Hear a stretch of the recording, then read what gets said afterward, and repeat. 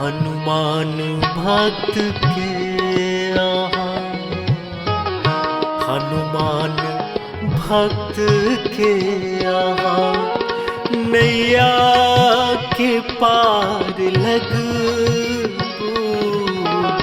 हम आयल छी शरण में, हम आयल छी शरण में, भव सिंधु पार लगबू।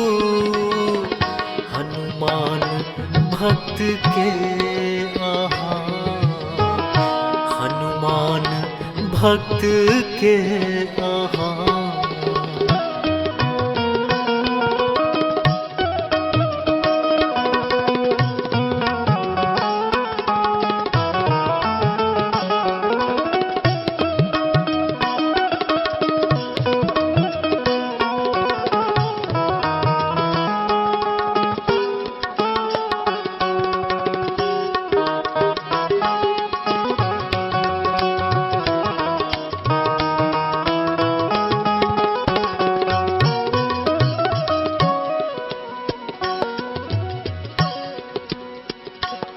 हे केसरी के नंदन, रजपद के कैल चंदन।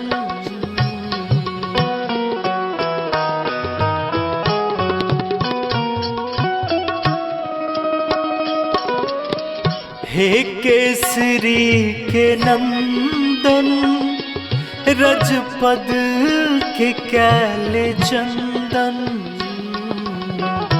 चरणक करै छी पूजा, चरणक करै छी पूजा। जीवन के पार लगबू। हनुमान भक्त के यहाँ नैया के पार लगबू। हम आयल छी शरण में, हम आयल छी शरण में, भव सिंधु पार लगबू।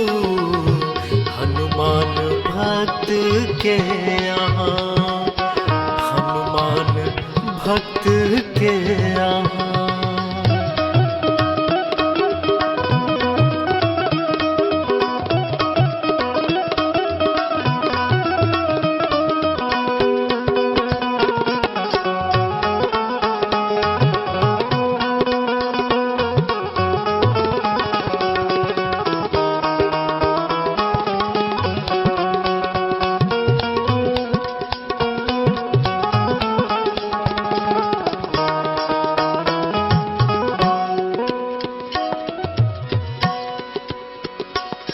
अहाँ छी जगत के स्वामी, कहबै छी अंतर्जामी।